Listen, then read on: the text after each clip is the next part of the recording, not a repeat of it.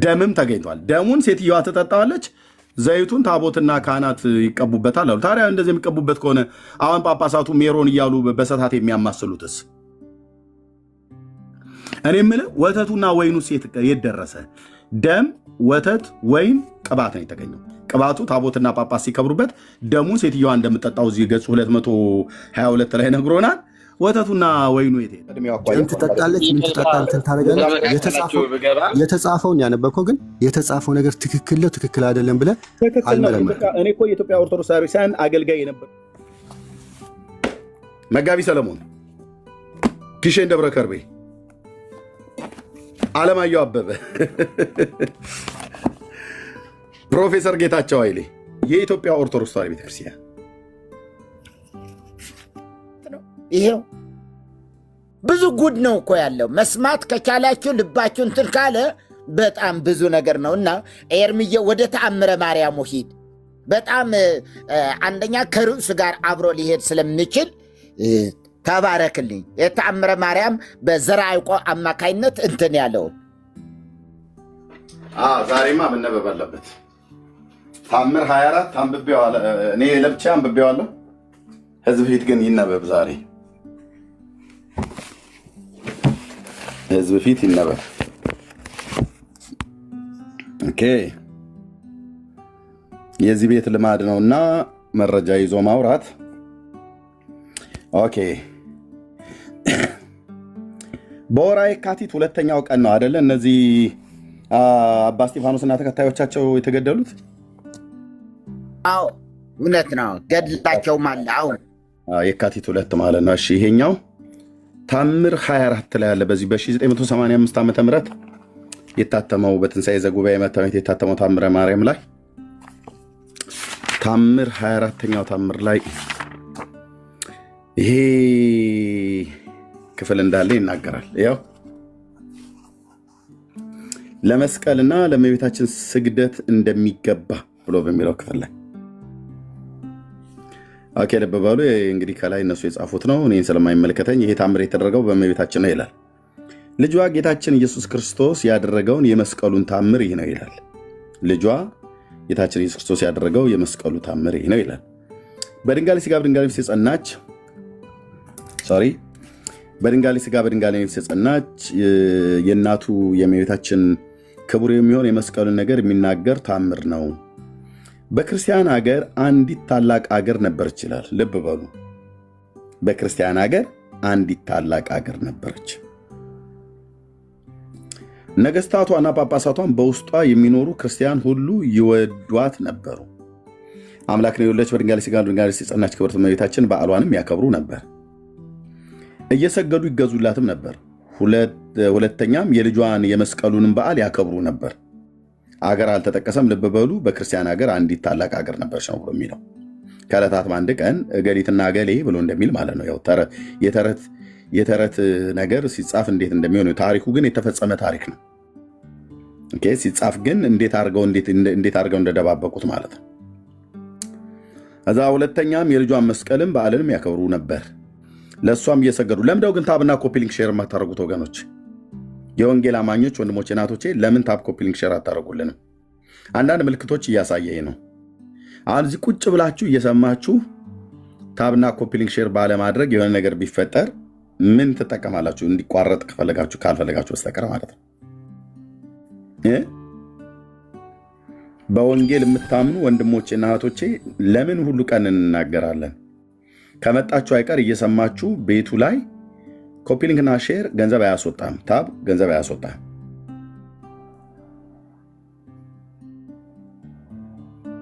ቴንኪዩ። ተባረኩ እህቶቼና ወንድሞቼ ተባረኩ። ኦኬ፣ ለእሱም እየሰገዱ ይገዙለት ነበር፣ እጅም ይነሱት ነበር። ያድነናል ብለው አምነው ይሸከሙት ነበር። ምኑን? እንጨቱን ማለት ነው፣ መስቀሉን። ያድነናል ብለው ይሸከሙት ነበር። ኦኬ። በዛችም ሀገር ሐሳዊ መሲህን የመሰለ በስም ክርስቲያን ነኝ የሚል ጽኑ ከሃዲ ተነሳ። ልብ በሉ፣ እኚህ አባት ናቸው። ጽኑ ከሃዲ ተነሳ። ሰውየውም ቄስና መነኩሴ ነኝ ይል ነበረ። አይደለም፣ ቄስ እኮ ናቸው፣ መነኩሴ ናቸው። አባ እስጢፋኖስ ማለት ነው። ዕቃ የቅዱስ ሚካኤልን ስዕል ብዙ ቅብአ ሜሮንም አመጡለት። ኖ ኖ ኖ ኖ ታቦተ ሚካኤል እና ታቦተ ማርያም ነው የመጣው በመጽሐፈ ጤፉት ላይ። እንዲህ ናትና ይላሉ የኢትዮጵያ ሴቶች። ይኸው መጽሐፈ ጤፉት ላይ ታቦት ነው መጣ ብለው የሚሉ ታቦተ ሚካኤልና ታቦተ ማርያም፣ እናም ደግሞ የማርያም ስዕልና የመድኃኔ ዓለም ስዕል ዮሐንስ ሳያለው የተባለው እሱ ነው የመጣው። ታቦቱን የተዉት የት ተተወ? ታቦቱ ታምረ ማርያም ላይ ታቦቱን ሳይሆን ስዕሉን አመጣ ይላሉ። እሺ ቅብአ ሜሮን ከዛ አመጡለት። የግብፅ ወገኖች የሊቀ ጳጳሳት መልእክተኞችን ወደዚህ ለልጇ መስቀል ለእመቤታችን አንሰግድም በሚሉ ንጉሱ በሳቸው ይፈርድባቸው ዘንድ አላቸው።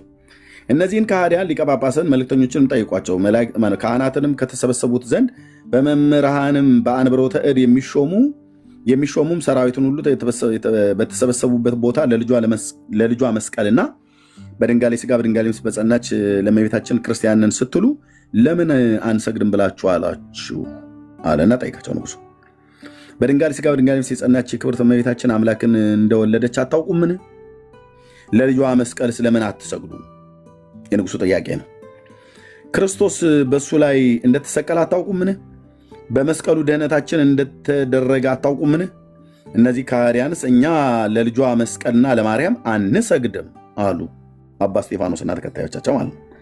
እነዚህ ከሃዲያን በድንጋይ ይወግሯቸው ዘንድ ወግረውም ይፈርዱባቸው ዘንድ የአፍግሪና ሰዎችና የቁስጥንጥንያም ሰዎች የሶሪያ ሰዎችም በዚህ ከሃዲያን በድንጋይ ይወግሯቸው ዘንድ ወግረውም ፈረዱባቸው። ከዚያ ቦታ ሁሉ ነበሩና ደብረ ብርሃን ላይ ነው የተደረገው። በድንጋይ ቀጥቅጠው ነው የገደሏቸው ኢትዮጵያውያንን። ያም የኦርቶዶክስ ቤተክርስቲያን ዲያቆን፣ ካህናት፣ መርጌቶች እና መነኮሳት የነበሩ ማለት ነው። የክርስቲያን ማህበር ሁሉ በድንጋይ ወግረው ሊሞቱ ይገባል አሉ። ክርስቲያን ሰው ግደሉ ብሎ ሲል ይታይ ለማርያም ስዕልና ለመስቀሉ አንሰግድም ብለው አሉት። የክርስቲያን ማህበር እንዳዘዛቸው የተደረገውን አደረጉ፣ ገደሏቸው። በየካቲት 2 ቀን ቅድም ያልኩት ይሄ ነው ማለት ነው። ያላችሁ በየካቲት 2 ቀን በዕለተ ዓርብ ወግረው ገደሏቸው። ደብረ ብርሃን ማለት ነው። ደብረ ብርሃን ላይ ነው የተደረገው።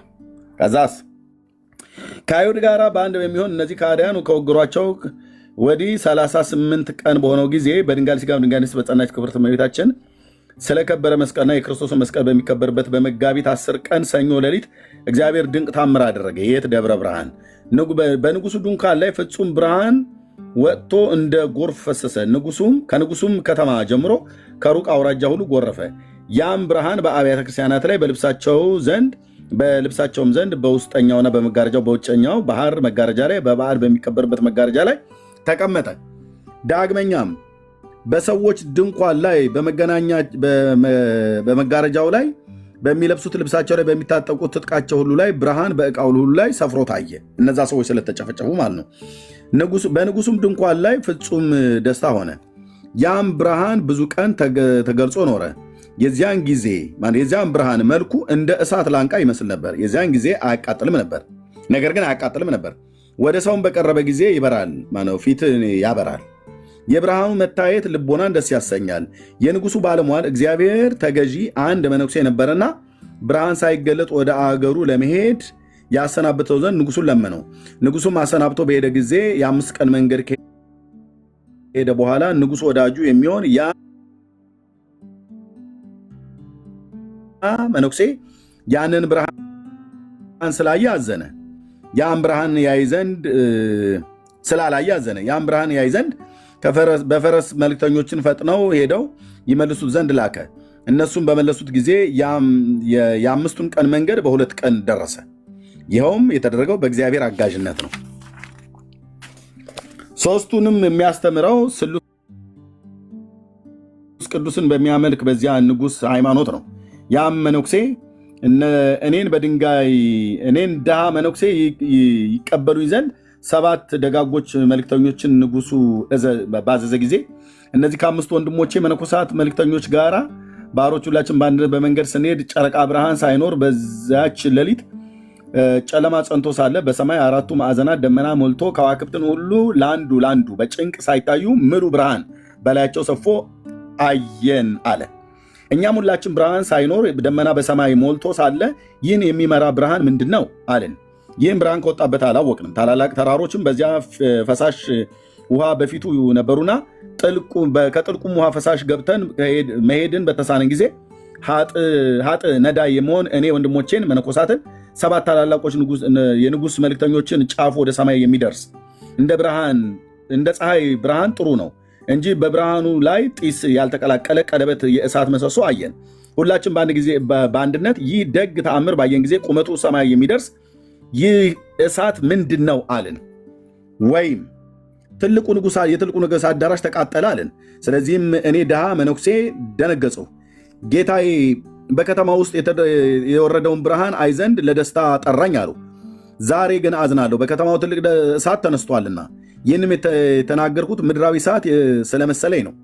ትልቅ የእሳት ምሰሶ እኔ እንዳየሁት ወንድሞቼ መነኮሳትም እንዳዩት የንጉሱ መልእክተኞችም ከሳቸው ጋር ያዩት ዘንድ እግዚአብሔር ስለዚህ ነገር ምስክሬ ነው።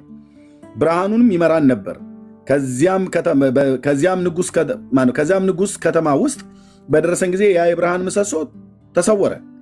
የዚያም መነኩሴ ወዳጅ ያ ንጉሥ ግን ያን መነኩሴ ይመልሱት ዘንድ መልእክተኞችን ከመላኩ አስቀድሞ በስዕሏ ፊት ቆሞ እመቤቴ ሆይ ወዳጄን መነኩሴ በመንገድ ክፉ ነገር ሳያገኘው አድርሹ እያለ ለመናት። ወደ ስዕል መለመን የተጀመረ ያኔ ነው። ልብ በልና ስማኝ።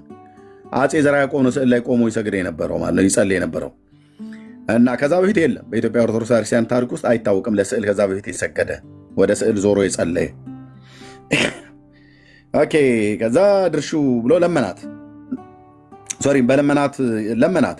ጊዜውም ጨለማ ሲሆን መንገዱን ወጣ ገባ ሲሆን ሌሊትም አምጥተው ወደ እኔ ያደርሱ ዘንድ አዝዣለሁና በመዓልትም እንኳን ያንን መንገድ በጭንቀት ነበር የሚሄዱት። በሌሊት ወደ እኔ ያመጡት ዘንድ ቸኩያለሁ። ያዘዙትን ሁሉ ተአምር ነግረው ዘንድ ነው። በድንጋሌ ሥጋ በድንጋሌ ነፍስ የጸናች ክብርት እመቤታችንም የዚያ ንጉሥ ልመናውን ተቀበለችው። ስለለመናት ማለት ነው። ከ5 ወንድሞቹ መነኮሳትና ከታላላቅ ንጉሶቹ መልእክተኞች ከባሮችን ጋራ ያን መነኩሴ ካለበት ዘንድ ብርሃኑ እስኪደርስ ድረስ የእሳት ምሰሶ በከተማ ውስጥ ተገለጠላቸው። የዚያንም የእሳት ምሰሶ ብርሃን እየመራቸው ወደ ከተማ ደረሱ። ንጉሡም ይህን ነገር እውነት ነውን ብሎ ጠየቃቸው። ከ5ቱ መነኮሳት ጋራ የእሳት ምሰሶን እንዳየ ምስክራቸው ከእግዚአብሔር ነውና አዎን እውነት ነው አሉት። ወደ ከተማውም እስክንደርስበት ብርሃኑ ተመራን። ከሌሎችም ሰዎች ጋራ የተከተሉን 7ቱ መልእክተኞች መነኮሳትን እንዳዩ እኛም ያንን የእሳት ምሰሶ አየን አሉት። ጌታቸውም ከመነኮሳቱ ጋር ወደ ከተማ እስክንደርስ ድረስ ብርሃኑን ተመራን፣ ያየኑን አየን እንዳልን በዚህም ነገር እግዚአብሔር ምስክራችን ነው። ጌታችን ኢየሱስ ክርስቶስ ያደረገው ይህን ደገኛ ተአምር ንጉሡ ሰምቶ በድንጋሌ ሥጋ በድንጋሌ ነፍስ በጸናች ስለ እናቱ ማርያም ስለ መስቀሉ ክብር የእሳት ምሰሶ በሰማይ በማሳየት ደስ አለው። ስለዚህም ነገር በድንጋሌ ሥጋ በድንጋሌ ነፍስ በጸናች ከክብርት እመቤታችን ጋር እግዚአብሔርን አመሰገነ።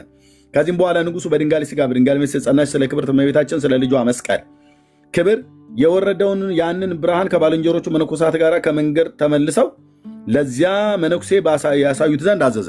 እኛ ቀን ብርሃን ከወረደ ጀምሮ መጋቢት 10 ቀን ሐሙስ ሌሊት በዶሮ ጩኸት ወደ ቤተ ክርስቲያን አገቧቸው።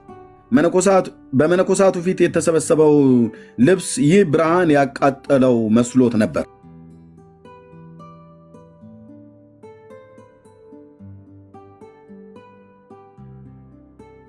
ብርሃኑ እንደ እሳት ላንቃ ከዚያ ልብስ ላይ ሆኖ ታየ። ለዚያም ብርሃን የሚቃጠል ዋዕይ አልነበረውም። መነኮሳቱን ባዩ ጊዜ ፈጽመው አደነቁ፣ ፈጽመው ደስ አላቸውና በምድር ላይ ወድቀው ሰገዱ። በድንጋሌ ሥጋ በድንጋሌ ነፍስ የጸናች ክብርት እመቤታችን ክብርና ስለ መስቀሉ ክብር ስለ ለመለመ ደሙም ቦግ እንደሚል እንደ ነደ እሳት ብርሃን ያሳየ ወልደ እግዚአብሔርን አመሰገኑት ብሎ ካለ በኋላ ይጨርሳል ማለት ነው። ከተማ የተባለው የት ነው ብላችሁ ካላችሁ ደብረ ብርሃን። በዓላማ የምትሄዱ ሰዎች ካላችሁ ሂዱና ደብረ ብርሃን ስላሴ ውስጥ አለ። ከደብረ ብርሃን ስላሴ እንደዚህ ሆኖ የንጉሱ የአፄ ዘርዓ ያዕቆብ ቤተመንግስት ደግሞ እንደዚህ አለ። እዛው ጋር ቅርብ ነው። ደብረ ብርሃንን ስለማውቀው ማለት ነው። ጠባሴን መድኃኔዓለም ነበርኩ እታች ገበያው ጋም ደብረ ብርሃን የምታውቁት ጊዮርጊስም ቤተክርስቲያን ነበርኩ የተወሰነ ጊዜ። በተለይ ግን ስላሴ ቦታ ስለታጣ በወቅቱ የነበሩት የኔታ ኤፍሬም የሚባሉ ነበሩ። ጠባሴ መድኃኔዓለም ቆይቻለሁ። ማዶም ከወንዙ ማዶ ማነች ማን ማርያም የምትባል ቤተክርስቲያን ነበረች። እዛም የተወሰነ ጊዜ ቆይቻለሁ ማለት ነው። ብዙም ሳልቆይ ግን ወደ እንዶዴ ሚካኤል በረህት አውራጃ ውስጥ የኔታ ዳንኤል የሚባሉ ጋር እዛ ይጃለ በደንብ ነው ያየሁትኝ። የንጉሱ ቤተ መንግስት እዛ አለ። ይሄ ከተማ የተባለው ደብረ ብርሃን ከተማ ውስጥ ነው እነዚህ ሰዎች የተሰዉት። መቼ? የካቲት 2 ቀን። ለምን? ለማርያም ስዕልና ለመስቀሉ አንሰግድም ብለው ስላሉ። ለማርያም ስዕልና ለመስቀሉ በኢትዮጵያ ኦርቶዶክስ ታሪክ ውስጥ መሰገድ የጀመረው መቼ ነው? አፄ ዘርዓ ያዕቆብ ወደ ንግስና ከመጣ ጊዜ ጀምሮ ማለት ነው።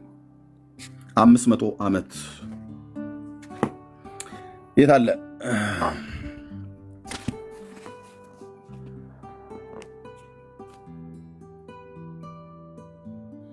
ኦኬ ካልኩሌተር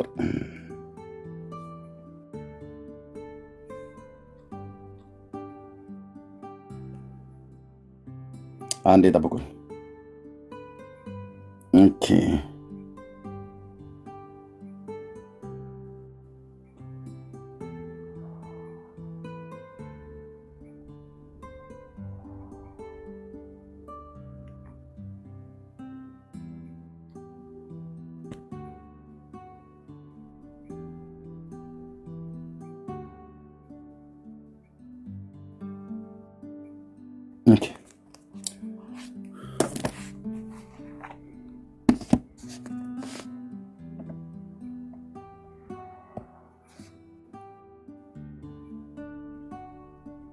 ካልኩሌተር 2018 አይደል ሲቀነስ 1426 592 ዓመት ማለት ነው። ይሄ ታሪክ የዛሬ 592 ዓመት በደብረ ብርሃን ከተማ ላይ ተደርጓል። ምስክሯ ማናት? የኢትዮጵያ ኦርቶዶክስ ተዋሕዶ ቤተክርስቲያን። ኦኬ አሁን 2018 አይደለን ያለነው 2018 ሲቀነስ 1426 ተብሎ ስለሚባል አፄ ዘርዓ ያዕቆብ ወደ ስልጣን የመጣው 1426 በ1426 ማለት ነው።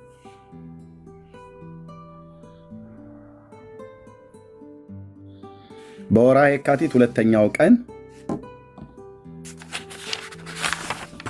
እነዚህ አባቶች ተሰውተዋል። ምላሳቸው ተቆርጦ አፍንጫቸው ተፎንኖ በወርሃ የካቲት 2 ዓመተ ምህረቱ ብቻ ነው ያልተጻፈው። ዓመተ ምህረቱን የአፄ ዘርዓ ያዕቆብ ታሪክ በተጻፈበት ከመቼ እስከ መቼ ነገሰ ብሎ የሚለው የኢትዮጵያ ታሪክ ላይ ሲቆ አንዴ ጠብቁኝ። አንዴ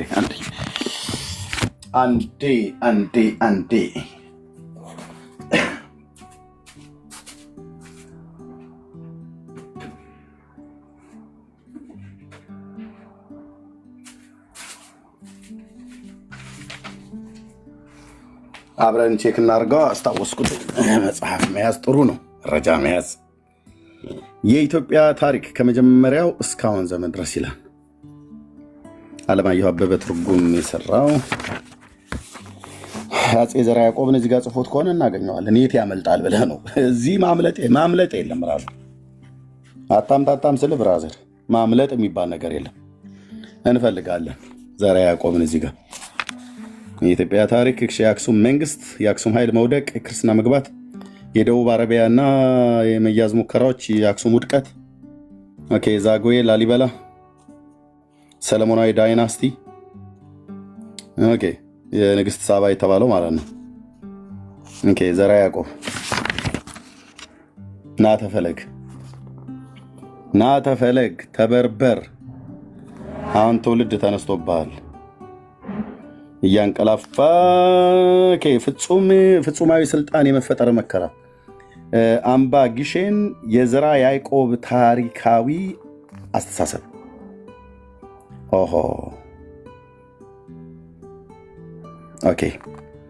የሉላን ቅጣት፣ የመንግስታዊ አስተዳደር መሻሻል፣ የሸዋ ክፍለ ሀገር፣ ባህረ ነጋሽ፣ የሰሜን ፖሊሲ፣ የደብረ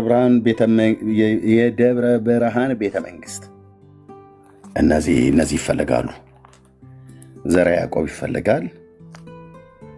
የደብረ ብርሃን ቤተ መንግስት የንጉሱ ስለሆነ የንጉሱ በእደ ማርያም የእንደራሴዎች ዘመን የሙስሊምና አደጋ መጣት የእሌኒ እቴጌ እሌኒ ከአውሮፓ ጋር እቴጌ እሌኒ ይፈልጋሉ። ወይዘሮዋም ይፈልጋሉ። እንዲህ ዝም ብሎማ መቀለድ የለም ስልህ የለም። ስለዚህ ወዴት እንሄዳለን? ወደ አፄ ዘርዓ ያዕቆብ እንሄዳ። ገጽ 70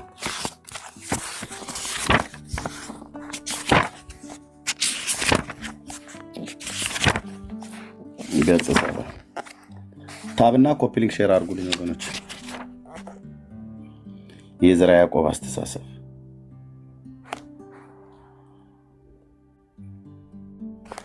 ኦኬ። ዘርዓ ያዕቆብ ዘመነ መንግስት የተፈጸሙ ድርጊቶች ሁሉ በአሁኑ ጊዜ ትክክለኛው ቅድመ ተከተላቸውን ጠብቆ ለማስቀመጥ ቀላል ነገር አይደለም። የመዋዕለ ዜና ዘጋቢዎች የመሪዎች ታሪክን የሚይዙ ቅድመ ተከተሉን ጠብቀው ሳይሆን ብዙ ጊዜ ከቀዳማዊ ድርጊት ጋር ለማዛመድ ሲሉ ትረካውን በማቋረጥ ወደ ኋላ ይሄዱና እንደገና ወደ ተቋረጠው ትረካ እየተመለሱ ነው። በዚህም አኳን የተያዙ ዘገባዎች ከጥበብ ቃላት አመለካከት አኳያ ሲታዩ አልፎ አልፎ ተደናቂ ድርሰቶችም ቢሆኑ እንኳን ታሪካዊ ድርጊትን የተፈጸሙበትን ትክክለኛውን ቅደም ተከተል ለማወቅ አይረዱም። የዘርዓ ያዕቆብ ታሪክ የተጻፈው እሱ ከሞተ ከረጅም ጊዜ በኋላ እንደመሆኑ የወቅት አቀማመጥ ጉዳይ ከመጋረጃ ጀርባ እንዳለ ነገር የሚቆጠር ነው። ማናቸው ያሉት? አለማየሁ አበበ። ትርጉም የኢትዮጵያ ታሪክ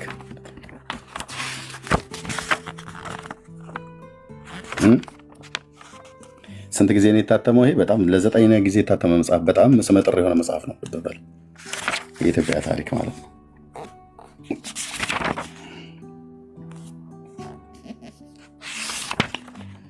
ኦኬ አንድ መጽሐፍ ነበረኝ። ወይት አፄ ዘርዓ ያዕቆብ ፕሮፌሰር ጌታቸው ኃይሌ ምን ብለው ጻፉት?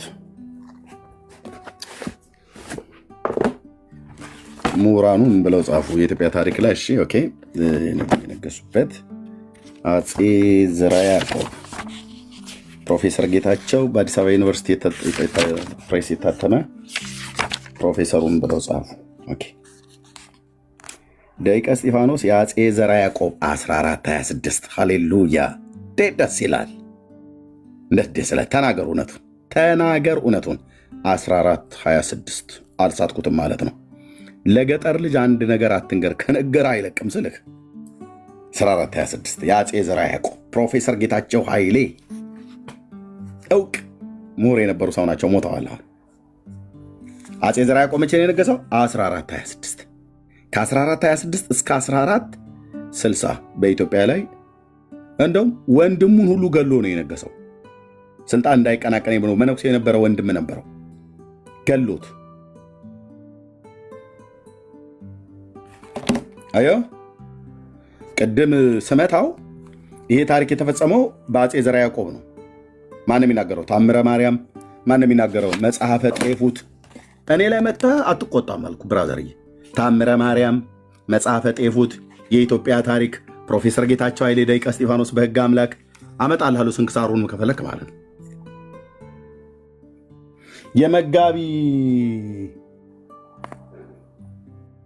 መጋቢ ሰለሞንን ታውቀዋለህ አይደል? መርጌታ መጋቢ ሰለሞን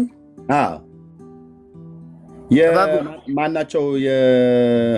የትግራዩ አህጉረ ስብከት ሊቀ ጳጳስ የነበሩት የሞቱት ማን ነበሩ? እኛ ጌታን የሚወዱት ጳጳስ አቡነ መርሃ ክርስቶስ። እሳቸውን ያውቃቸዋል መጋቢ ሰለሞን ማለት ነው። እሱም ጽፎታል ይህንኑ ታሪክ ማለት ነው። ጥሩ ጸሐፊ ነው መጋቢ ሰለሞን።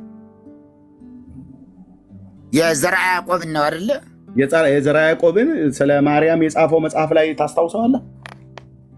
አዎ አግዘም እኮ ጽፎታል። ላምጣው መጽሐፉን። ቆይ እሺ፣ በቅርብ ካገኘሁት ላምጣው። እዚህ መጽሐፍ በእግራቸው ገብተዋል። ኦኬ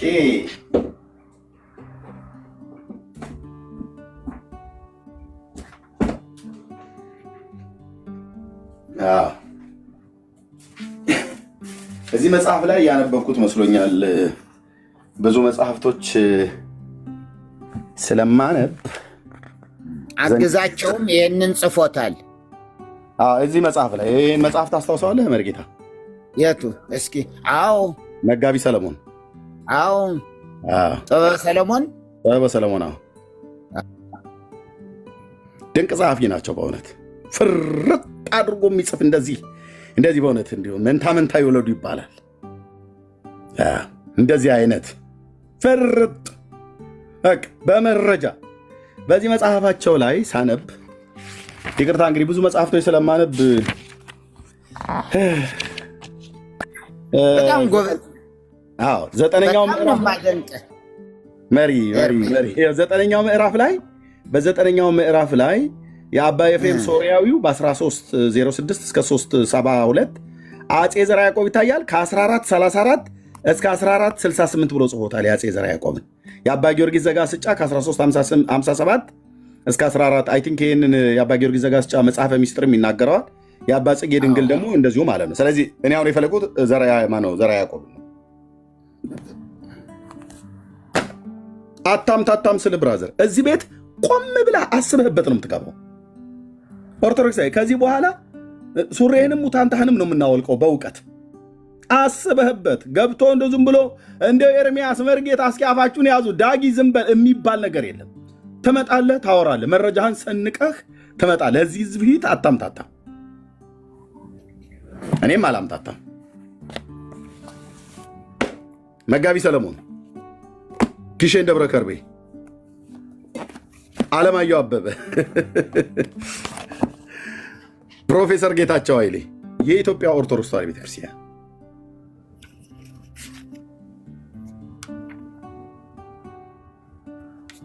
ናግባና ሞክረን አንግቡና ሞክሩት ነው ማለት ነው። በዛ ጋ ወርዶ በዚህ ጋ መጥቶ እንትን በልቶ እንደምትለው አይደለም። ኢትዮጵያዊ አረቄ ሲጠጣ ምንም መሳሪያ ሲያይዝ ሽመል የረባ ሽመል እንኳን ሳይዝ አይታችኋል አይደል? የደብረ ብርሃን አረቄና የደንበጫ አረቄ የአርሲማ አረቄ ከጠጣ በኋላ 50 ቢወለድ 50 ነው ጉዱ እንትን ይመቃል አንዱ ምናም ነገር ብለው ካሉ በኋላ ሲተኩስ ምን ይልልሃል? ባዶ እጁን እኮ ነው፣ ምንም ነገር የለውም። በዛው አረቄ በጠጣበት አፉ ይላል። ጥይት መሆኑ ነው። እዚህ መተህ እንደዛ አትልም ነው የምልህ። እዚህ መተህ አትልም። በመረጃ ገጽ፣ ምዕራፍ፣ ቁጥር፣ ግዕዝ፣ አማርኛ እስኪ አምጣ። መቼ ነው የተጻፈው? የት ነው የተጻፈው? ተናገር እውነቱን። እነተተተት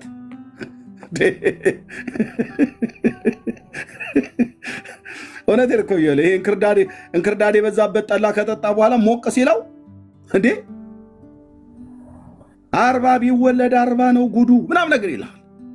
አይኑን አፍጥጦ ማለት ነው። በአረቄ እኮ ኃይል ነው አይኑ የፈጠጠው። እና መጨረሻውን በምን ቢዘጋው ጥሩ ነው? ቆይ ሚዩት አድርገው። አትቸኩል፣ እኛም አንቸኩልም። መረጃ አምጣ።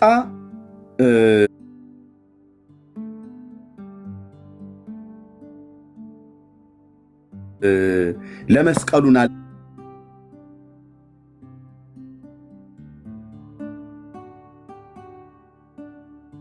ለማርያም መሰገድ የተጀመረው መቼ ነው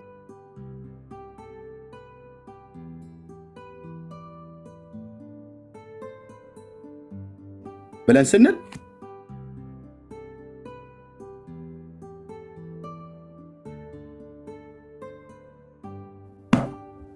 ታምረ ማርያም ኦርቶዶክስ ራሷ ምስክራችን ነች።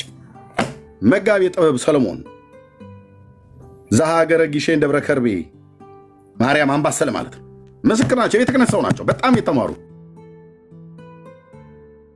የጻፉት መጋቢ ጥበብ ሰለሞን በኢትዮጵያ ኦርቶዶክስ ተዋሕዶ ቤተክርስቲያን ካነሰ እንጨምራለን፣ ሌላም ማለት ነው። ካነሰም እንጨምራለን ሌላ መረጃ። የመረጃ እጥረት የለብንም።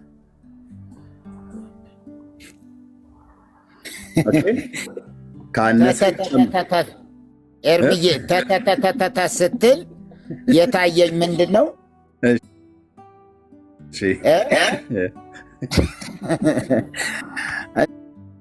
እንዲሁ የአንተን መጽሐፍቶችማ አትግለጣቸው መርጌታ። አልቀልጣየ ያው ቢስምላሂ አየ ቢስምላሂ አራሕማኒ ወላሂ ይኸውልህ ቢስምላሂ አራሕማኒ አላህማኒ እራሕማኒ ዒልምላሂ እንዲህ እያለ መሄድ አለ ልፈልጌ ነው። ወደ ብዙ አልገልጠውም። አረ ቆይ ፈቅ አድርግና አሳይ መርጌታ። ፈቅ አድርገው እስክሪንሾት ያርጉት። ፈቅ አድርገው መርጌታ፣ እስክሪንሾት አድርጉት። ወደዛ ፈቅ አድርገው። ትንሽ እጅን ፈቅ አድርገው መሪ፣ ወደፊት ኖ አታሳንሰው። ወርታይ ዝቅ አድርገው፣ እጅን ወርታይ ዝቅ አድርገው። እንደሱ ፈቅ። አሁንም ሙሉ እንዲታይ እስክሪንሾት እንዲያደርጉት። እሺ ያው አድርጉት እንደሱ። ዳጊ እንቅልፍ ተኝታል ወይስ ስራ ላይ ነው? ኤርሚ ምንሆን ታውቃለህ? ይህን መጽሐፍ እሳቸው ሲናገሩ ዮኒ ቤት የለም ሲሉ ነበር ኦርቶዶክሳኖች። ዛሬ የጠፉ የታለ መረጃ የላቸውም። መርጌታ ወርታይ ዝቅ አድርገውና ስክሪንሾት አድርጉት። ወንድማችን ላስወጣህ ነው። ዘማን ነው የምትባለው? ዘቾይዝ ማይክ ከፍተህ እየረበሽከን ነው። በጣም ይቅርታ ወንድማችን። ያ ቴንክ ዩ መርጌታ። ሙሉውን ሰው ስክሪንሾት እንዲያደርገው ወርታይ ዝቅ አድርገው። እጅን ወርታይ ዝቅ አድርገውና ሙሉ ይሁን። ወደዛ ትንሽ ፈቅ አድርገው ስክሪንሾት አድርጉት ወገኖች። መፍትሔ ስሬ ዘሰኑ ላይ ነው ያለው መጽሐፉ። አይ ቲንክ ድርሳነ ምንድነው መልካ ራጉኤል ነው አይደል? ባለጠንሰሙ በሁሉም ላይ አለ። በቃ በዚህ በአውደ ነገስቱም አለ። ምንም የሌለበት የለም እኮ አንድ ላይ ልክ እና እንትናም ታነሳዋለ። በኋላ መስቀሉን ካነሳህ አይቀር በየእንትኑም ስላለ ሳዶር፣ አላዶር፣ ዳናት፣ አዴራ፣ ሮዳስ የሚባሉ መስቀሎችንም ሚስማሮቹ እንዳትረሳቸው። አረሳም 5ቱ ቅንዋተ መስቀል። አዎ እነሱ ዋና የጸሎት ሆነው የቀረውበት ይኸው ስክሪንሾት አድርጉት። እስክሪንሾት አድርጉት። ይኸው እዚህ ጋር ወላሂ ይላል። ወላሂ እኔ ምን ማለት እንደሆነ ምን አውቃለሁ። እኔ እንግዲህ እናንተ ፍቱት እንጂ በቃቃቃ ስላልክ ነው እኮ ያመጣሁት።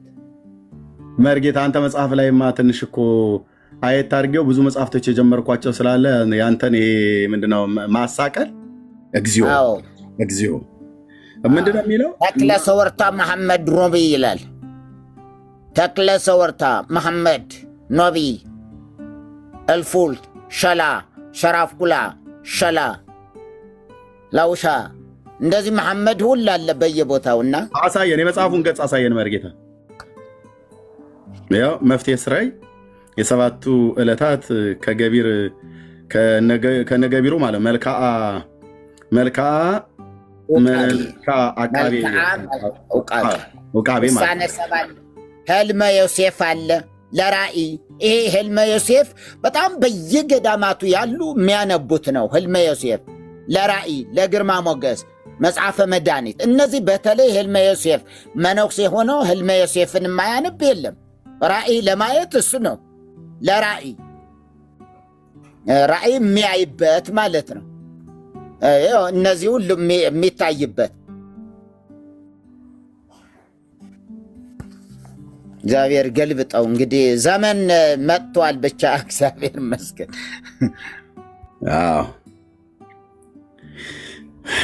ኦኬ። ስለዚህ ምንድነው እያወራን ያለነው ወገኖች? ከዚህ ቤት ያለ መረጃ መንቀሳቀስ የሚባል ነገር ነውር ነው። ማንም ሰው ሲመጣ እዚህ ዝም ብሎ የሚያገኝ ሰው አይገባም። ማውራትም ከፈለገ መጀመሪያ መረጃ ይዞ ነው። ዳጊ የሆነ ነገር ሲነግርህ በጥንቃቄ ስማ። የሆነ ነገር ሳይዝ አያወራም። ካወራ መረጃ አለ ማለት ነው። ተሳስቶ ካወራ ተሳስተን ያወራው ዳጊ ይባላል። ስለዚህ የዛሬው አርዕስታችን ይሄ ታሪክ ይኸው የአብርሃም አምላክ ልዑል እግዚአብሔር ምስክሬ ነው። ይህን ታሪክ ቀርቦ እኔ ፊት እውነት ሊያደርገው የሚችል ሰው ካለ ይምጣ። የንግሥት እሌኒና የመስቀሉ ታሪካዊ አመጣጥ ወደ ኢትዮጵያ ብሎ የሚል ታሪኩን በደንብ አውቀዋለሁ። በእነዚህ መጽሐፍቶች ተጽፏል። በዚህ ዘመን ነው የመጣው እና ብሎ የሚል ሰው ካለ ይምጣና እናውራ።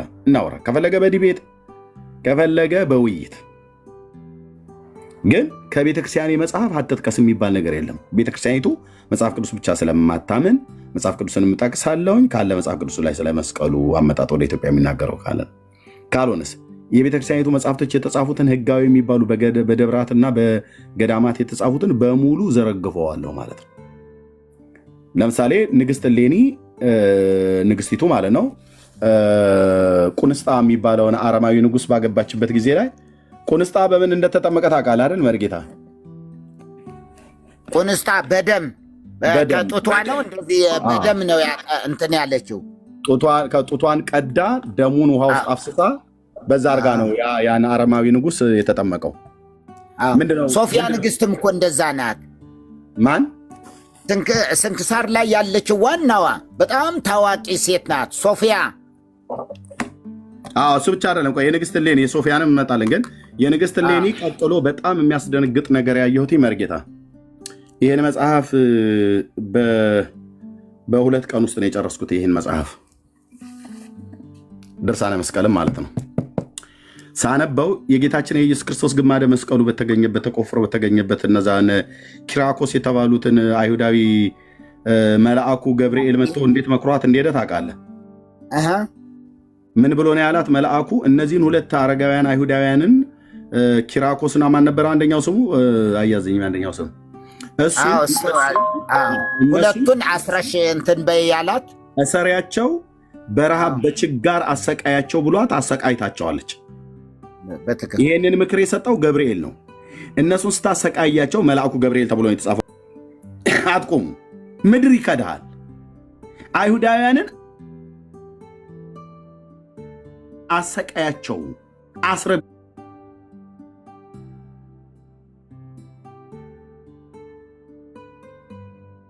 ብሏት ገብርኤል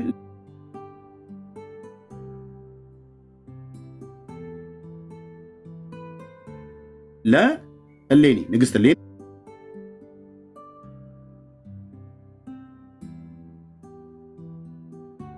መክሯት ሄደ።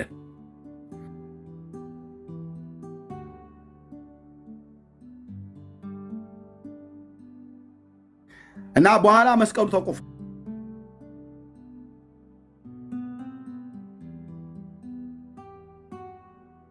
ተገኘ። ሌላውን ታሪክ ላሳጥረው የሚገባ የሚያወራ ሰው ካለ በኋላ ትሰማላችሁ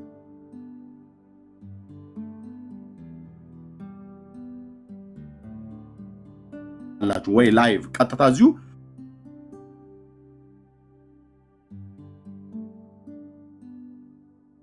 ዲቤት አንድ ሰው ምናልባት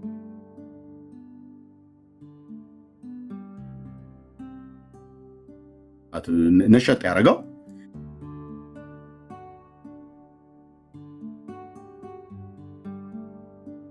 የመስቀል ጠላ የጠጣም አይጠፋም ምናልባት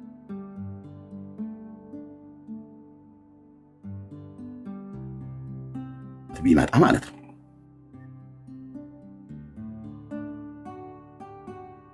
ኦኬ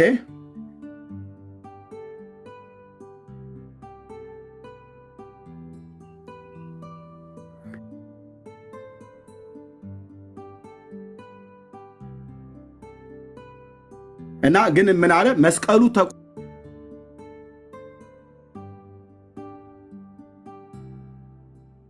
ተቆፍሮ ተገኘ። ሲገኝ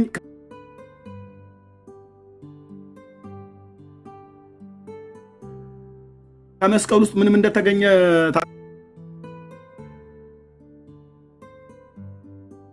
ታውቃለህ መርጌታ? ምንም እንደፈሰሰ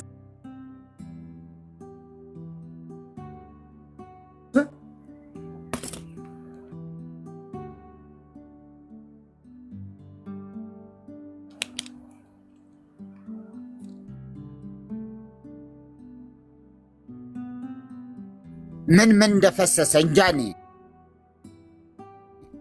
አላውቅም። ምን እንደፈሰሰ አታውቅም አይደል? አላውቅም። ጉድ ነው ጉድ። የፈሰሳለ እንዴ ታዲያ መስቀሉ ሲገኝ ከመስቀሉ ውስጥ ምን ፈሰሰ? ወይን፣ ወተት፣ ደም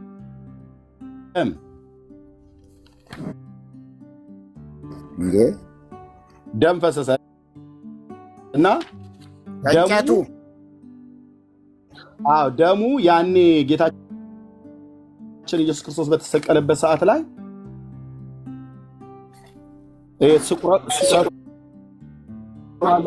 ስቁረቱ አለ አይደል? ቀዳዳው ቀዳዳው በቀዳዳው ውስጥ የገባ የጌታችን ኢየሱስ ክርስቶስ ደም ከ340 ዓመት በኋላ ትኩስ ሆኖ እንጨት ውስጥ አገኘችውና ደሙን በብርጭቆ ሰጥተው ቀዱና ሰጧት። ደሙን ጠጣችሁ ይላል። ቀጥታ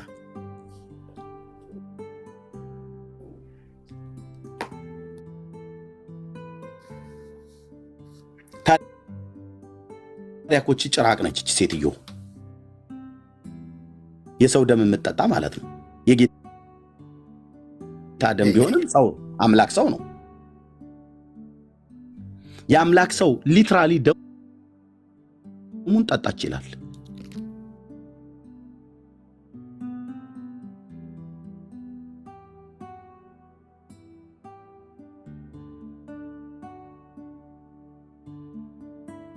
ጌታ ምን እንበል? ይሄን ትውልድ እውነት ነው ብዬ የምናገረው የዘንዶ አናት ላይ ቆሜ የወንጌልን እውነት ለመመስከር ይህ ኮተት መራገፍ አለበት ከህዝባችን ላይ በራሳቸው በተጻፈ መጽሐፍት ማለት ነው።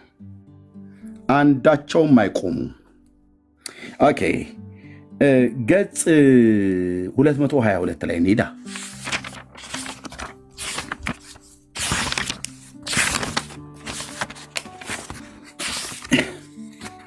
ገጽ 222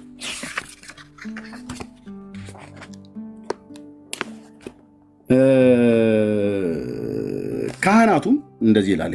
ካህናቱንም ንግሥት እሌኒ እንዳዘዘቻቸው ይህንን የከበረ ዕፀ መስቀልን ከሁለት ይከፍሉት ዘንድ በመጋዝ መቁረጥ ጀመሩ። ዕፀ መስቀሉ ተገኘ፣ ተቆፍሮ ታገለ። የዕፀ መስቀሉን ጉድ በኋላ ላይ ነግራቸዋል። ጉድጓድ ውስጥ ሆኖ ሁሉ ይለፈልፋል፣ ያወራል፣ ይጮሃል። ልጆቼ በዚህ በኩል የተቀበርኩት ቆፍራችሁ አውጡኝ ብሎ ይላል እያሉ ማለት ነው። ኦኬ ከዛ ለሁለት ከፍሉ ዘንድ ከዛ ጀመሩ። ካህናቱን በአዲስ መጋዝ ይመግዙት ዘንድ ማለት ይቆርጡ ዘንድ ጀመሩ። ያን ጊዜ ከውስጡ እንደ ውሃ ምንጭ ደም ጎረፈ። ከመለሱና ወደ ጎጃም መጡ። ከዛ ደግሞ ተመልሰው የሸዋ ሰዎች መጡ። ወደ ድሬዳዋ ደግሞ ሲሄዱ እነዚህ አሰቦት አካባቢ ላይ የምስራቅ እዚህ አሰበ ተፈሪ አካባቢ ያሉ ሰዎች የሐረር ሰዎች ግልጥ ነው የሚናገሩት። አይ ቲንክ ሰደቧት። እንደዛ ነው የተጻፈው። ተረታም ትውልድ። ከዛ ደግሞ ወላይታ ሀገር ሄዶ ሚዳቋ ጠበቀ ይሉልሃል። ያገናኘኝ መድኃኔዓለም ተራ በተራ እንደ ጎልያድ አጋድመሃለሁ ማለት ነው በራስ ተረት። እሺ በዚያን ጊዜ ብርሃናዊ መላእክት መጥተው በብርሃን ልብስ በተቀበሉት የክብር ባለቤት በጌታችን በኢየሱስ ክርስቶስ በተሰቀለባት በዕለተ ዓርብ አስቀድመው እንዳደረጉት ከዓለም ዳር እስከ ዓለም ዳር ረጩት፣ ደሙ ማለት ነው። ከዛ ከመስቀሉ ውስጥ አግኝተው ይህንንም የከበረ ዕፀ መስቀል ከሁለት ከፈሉት። ከመስቀሉም ከሚፈሰው ደም ንግሥት እሌኒ በወርቅ ወጭት ተቀብላ በወርቅ ብርሌ ውስጥ አደረገችው፣ በቤተ ክርስቲያን ውስጥም አስገብታ አኖረችው። ከዚያንም ጊዜ ወዲህ ንግሥት እሌኒ ከዚያ ከከበረ መስቀል ውስጥ ከፈሰሰው ደም ሳትቀምስ የማትበላና የማትጠጣ ሆነች።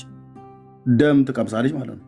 ቀጥታ እዛ በቀዳዳ ውስጥ ነው የተገኘው። ደም ትጠጣለች። ሴትዮዋ ደም ጠጭና ጭራቅ ነች ማለት ነው። እንደ እሌኒ ንግሥቴ እናቴ ትለኛለህ እንደ አንተ። ደም ትጠጣለች። ጡቷን እየቀደደች ደም አውጥታ በደምና በውሃ አቀላቅላ ታጠምቃለች። እችን ሴትዮ እናታችን ናት ብሎ ይልሃል።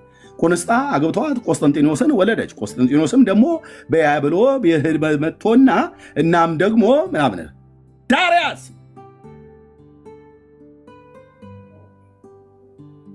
ከነተረት ጭምር እንደ ደብረ ብርሃን በግ ነው የምነዳህ በመረጃና በማስረጃ። በቀይ በጥቁር እስክሪብቶ እንደዚህ ተከሽኖ መጣልህ። ይኸውልህ እረኛው ኤርሚያስ የ7ኛ ክፍል ተማሪ በልቼዋለሁ አልኩ። የቱ ጋር ምን እንደሚል አንተ አታውቀውም። ትብትብትብትብትብ ለምትለው ምክንያቱም እንኳን ይህንን ታሪክ አይደለም መጽሐፍ ቅዱስ እንኳን አንብብ ተብላችሁ ስትባሉ አታነቡ። እኛ ይህንን የህይወትን ቃል ስንነግራችሁ እናንተ እነዚህን ተረቶች ትጠቅሳላችሁ። ስለዚህ ተረቶቻችሁ እንደማይረቧችሁ በመጀመሪያ ላሳያችሁ ይገባል ነው ብዬ የምልህ እኔ። ደም ትጠጣለች ሴቲቱ፣ ወተት፣ ደም፣ ዘይትና ቅባት ተገኘ። ቅባቱን ካህናትና ጳጳሳት ይሾሙበታል አሉ። ገጽ 197ኛው ላይ ማለት ነው። የወተቱና የወይኑን አልነገሩንም ማን እንደሚጠጣው። ደሙን እሷ ትጠጣለች፣ ቅባቱን ግን ካህናት ይቀቡበታል። 197ኛው ላይ ማለት ነው። ጠብቀኝማ አንተዬ ጠብቀኝማ ስልህ እግዚአብሔር ልኮኛል። ይህን ተረት ድራሽ አባቱን ነው የምናጠፋው፣ ትውልድ ነፃ እንዲወጣ። ይኸው እዚህ ካህናቱ በቅባቱ ካህናትና ታቦት ያከብሩበታል። ይኸው ታቦት ማነው ነገስታት ታቦቶችም የሚከብሩበት ሜሮን ይላል። ታቦትም የሚቀባው ከዛ መስቀል ውስጥ በተገኘ ወይን ዘይት ነው ይላሉ። ደምም ተገኝቷል። ደሙን ሴትዮዋ ትጠጣዋለች፣ ዘይቱን ታቦትና ካህናት ይቀቡበታል አሉ። ታዲያ እንደዚህ የሚቀቡበት ከሆነ አሁን ጳጳሳቱ ሜሮን እያሉ በሰታት የሚያማስሉትስ? እኔ የምልህ ወተቱና ወይኑ የት ደረሰ? ደም፣ ወተት፣ ወይን፣ ቅባት ነው የተገኘው። ቅባቱ ታቦትና ጳጳስ ሲከብሩበት፣ ደሙን ሴትዮዋ እንደምጠጣው እዚህ ገጽ 222 ላይ ነግሮናል። ወተቱና ወይኑ የት ሄደ?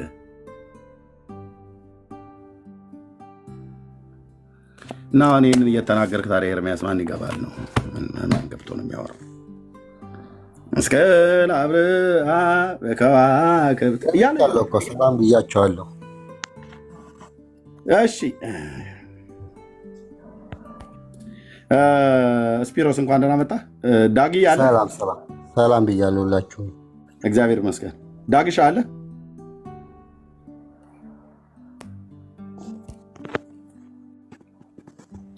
ኤርሚ ያለ? አቤት ኤርሚ ያለው ስፒሮስን ተቀበለው። ኦኬ እሺ። ሰላም ስፒሮስ እንኳን አረስት ምንም ዳይቨርት እንዳታደርጉ። እዚህ ታሪክ ላይ ነው የምናወራው። በዚህ ታሪክ ነው፣ ግን ታሪኩ ትክክለኛ አይደለም። አንድ ታሪክ ስናነብ ስናጠና፣ ይሄ እንግዲህ የተጻፈው አሁን በቅርብ ነው አይደል? መስቀሉ የተገኘው 325 ነው። 325 ወይም 400 ታሪኩ ማን ጻፈ ብለን ወደማለው ቢኒ ያለ አንዴ ስፒሮስ ከይቅርታ ጋር እኔ ስራ ላይ ስላለሁኝ ቢኒ ያለ እንዴ? ኦኬ የለም መሰለኝ። እሺ መሪጌታ አሉ እንዴ? መሪጌታም የሉም፣ ቢኒም የሉም። አለው እንዴ? እሺ አንዴ ስራ ላይ ስላለው ነው። 5 ደቂቃ አላስቸግረው። ስፒሮስ እህትዬው ቆይ አንዴ ካለሽ እህትዬው አለሽ እብራሂት? እሺ ይቅርታ በጣም ችግር የለም ዳጊ ጨርስና ከዛ ትቀጥላለህ። ኦኬ እህትዬው የለችም። ሩት አለሽ? ሰው ለሽ ብሎላል ማለት ነው ነገሩ። ይሄንን እየሰማ እንዴት አይተኛ? ሩት በካናዳ አለሽ? እህትዬው የለችም። አይ ጴንጤ እንዲህ አይነት ነገር ሲመጣ ይደብረዋል።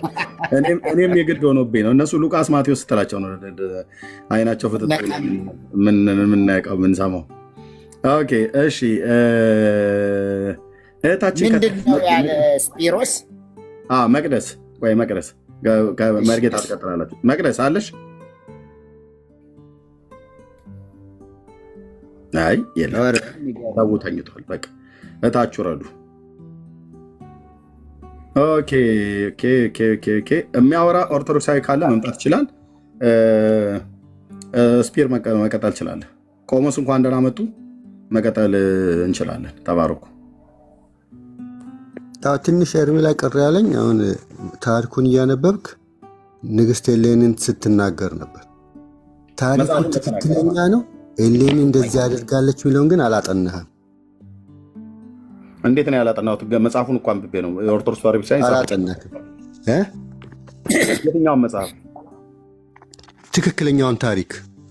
ትክክለኛው ታሪክ ይሄ ነው። ኦርቶዶክስ ተዋሕዶ ቤተክርስቲያን የጻፈችው ይሄ አይደለም። ትክክለኛው ታሪክ አይደለም። ለምን ኦርቶዶክስ የተሳሳተ ወደ ኢትዮጵያ ገባ ስትል ነበር አንተ። ገባ ማለት ሌላ ቦታ ነበረ። በዘርዓ ያዕቆብ ጊዜ ገባ ስትል ይሄ መጽሐፍ የኢትዮጵያ ኦርቶዶክስ ተዋሕዶ ቤተክርስቲያን የጻፈችው ትክክል አይደለም ነው የምትለው? ትክክል አይደለም። ታሪኩ እንደዛ አይደለም። ኦርቶዶክስ ተሳስታለች አይደል? ይሄ መጽሐፍ ተሳስቷል። ደም ጠጦች ምናምን የለም። ኦርቶዶክስም ተጻፈው መልአክም የጻፈው ትክክለኛው ታሪክ ትላልቅ አባቶች ጽፈውታል። እንደውም ዳኒም ሲናገር ነበር። የራሳችሁ የማን የራሳችን ማን ነው ደግሞ? የቤተክርስቲያን አባት ዳኒ፣ ዶክተር ዳኒ ታሪክ ያውቃል።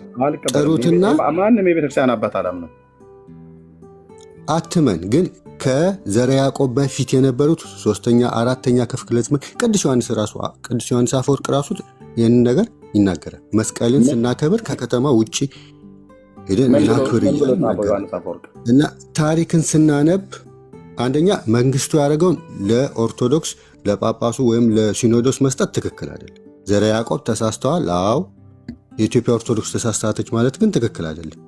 ንጉሱ ስላለ ንጉሱ እኮ ከኦርቶዶክስ ቤተክርስቲያን እኮ በወቅቱ ከነበሩ ካህናት ጋር እኮ ሆኖ ነው ይህን ድርጊት ያደረገው እኮ። ካህናትም ከካህናታም ቆስጠንጢኖስ ከካህናት ጋር ሆኖ እኮ ነው ካህናቱን ሲፈጅባት ንጉሱ ለምንድን ነው አብረው ካህናቱ ሁሉ ነው ህዝበ ክርስቲያኑ ሁሉ የሞት ፍርድ ይገባቸዋል ብለው ነው የፈረዱባቸው በየካቲት 2 ቀን ደብረ ብርሃን ላይ።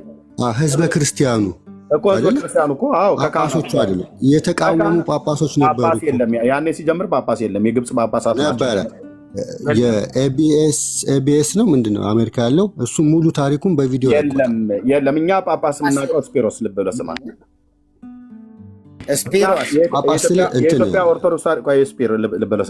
የኢትዮጵያ ኦርቶዶክስ ተዋሕዶ ቤተክርስቲያን ለ1600 ዓመት ከግብፅ ሀገር ጳጳሳትን ታመጣ ነበረ። እኛ ታሪክ መረጃ ይዘን ነው የምናወራው። ላሳይ ወንድሜ፣ ይሄ መጽሐፍ አባ ሰላምን ነበሩ፣ ግን በቅዱስ አትናቴዎስ የተሾሙት ጳጳስ አልነበሩ። ከሳቴ ብርሃን የሳቸው እሱን ታሪክ አውቃለሁ። ግን ይሄ አባ ጎርጎርዮስ ጳጳስ ነበሩ አልነበሩም?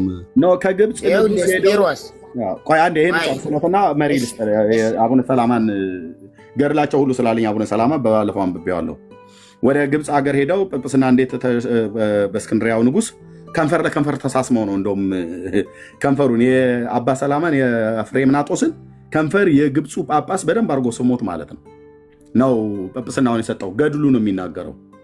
ይሄም መጽሐፍ ግን ይኸውልህ የኢትዮጵያ ኦርቶዶክስ ተዋሕዶ ቤተክርስቲያን ታሪክ አባ ጎርጎርዮስ የጻፉት በዚህ ክፍል ላይ ለ1600 ዓመት ጳጳስ ከግብፅ ሀገር ነበር ስታስመጣ የነበረው የኢትዮጵያ ኦርቶዶክስ ተዋሕዶ ቤተክርስቲያን።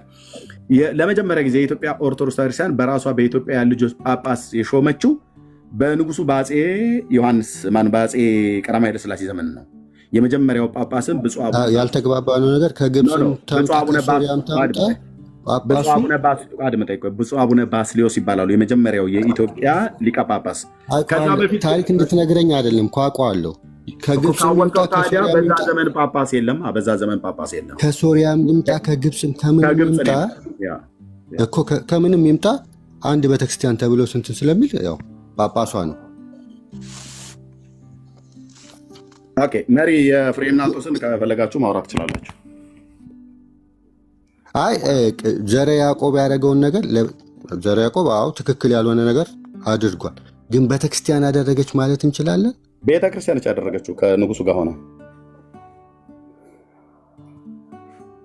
እሱን ማስረጃ ትሰጠኛለህ? ይኸው ታምረ ማርያም ታምር 24 ላይ የተነበበው እመቤታችን ያደረገችው ታምር ኢየሱስ ክርስቶስ ያደረገው ታምር አይደል እንዴ ብላ የጻፈችው ቅድም ታምረ ማርያም ሳነባላየው ታምሩ እኮ በእግዚአብሔር እንደተደረገ ስላመኑ ነው ቤተክርስቲያኒቱ እውቅና ሰጥታ ፈላስፋው ንጉስ ነው ብላ የምትለው አፄ ዘርዓ ያዕቆብን ማለት ነው። የሚጋጭ ነገር ጳጳስ የላትም ግን ከቤተክርስቲያን ጋር ነው ያደረገው ትላለህ። ጳጳሳቱ ከዛ ጊዜ የመጡት ከግብፅ ነው። አባ ሚካኤልና አባ ገብርኤል ጳጳስ ነው እኮ ክርስቲያን። በቤተክርስቲያን ታሪክ አማኞች ብዙ ማየውን ነገር ያደርጋሉ። ይህንን ግን ለቤተ እምነቱ መስጠት ትክክል አይደለም። ለቤተ ክህነቱ መስጠት ትክክል ያልሆነው ምንድነው? ስፒሮስ ራሷን የሰጠችው ምን እናደርገኛ? ንጉሱ ያደረገው የኢትዮጵያ ንጉስ ነው። እንደ ንጉስ ጥሩም ክፉም ነገር ያደርጋል። በቤተ መቅደስ ስፒሮስ በቤተ መቅደስ ገብቶ ተቀብቶ ቤተ ክርስቲያን እኮ ቀብታ ሾማ ነው እኮ የኢትዮጵያ ነገስታት ሁሉ ቀርጻለት የለ እንዴ አፄ ዘርዓ ያዕቆብ። ይሁዳንም እኮ ጌታ መርጦት ነው። ምን እያሉ እንደሆነ አይደለም። አሁን ታሪኮች ሁሉ ይኸውልህ የኢትዮጵያ ታሪክ ማለት የኦርቶዶክስ ታሪክ ነው። የኦርቶዶክስ ታሪክ ማለት የኢትዮጵያ ታሪክ ነው ሲባል እንኳ አልሰማም እንዴ? ታሪክማ የኢትዮጵያም ሊሆን ይችላል፣ የኦርቶዶክስም ሊሆን ይችላል። ለምን መጥፎ ታሪክ አለ፣ ጥሩ ታሪክ አለ በሁሉ። ግን ሁሉም ያልተስማሙበት ቤተክርስቲያኑ እንደዚህ ያደርጉ መንግስቷ እንደዚህ ያደረገው አንዳንድ ጳጳስም ሊስማማ ይችላል እኮ አለ። በቆስጣንጢኖስ በሶስተኛው ክፍለ ዘመንም እና አትናቴዎስ እንትን ሲሉ ብዙ ትላልቅ አባቶች ጳጳሶች ተስማምተው አትናቴዎስን እንትን ብለዋል። ሌላም ነገር በቤተክርስቲያን በክርስትና ማይሆን ነገርን እንትን ብለዋል። ይሄ ማለት ቤተክርስቲያኑ አደረገች አይደለም። አንዳንዱ ጳጳሶች ተሳስተው ከንጉሷ ጋር ሆነው እንትን ብለዋል። እሺ የኢትዮጵያ ሁለተኛው ታሪኩን ትንሽ አንድ ነገር ታገኙታላችሁ። ካቶሊክም ጽፋለች፣ ኢስተር ኦርቶዶክስም ጽፋለች። ታሪኩን ከኢትዮጵያ ጋር አስተያይታችሁ በኋላ ኤሌኒን ተናገሩ። እኔ ታሪኩን እኮ ስትናገሩ እኔ ከእናንተ ጋር እቃወማለሁ። መሪ ትቀጥላላችሁ።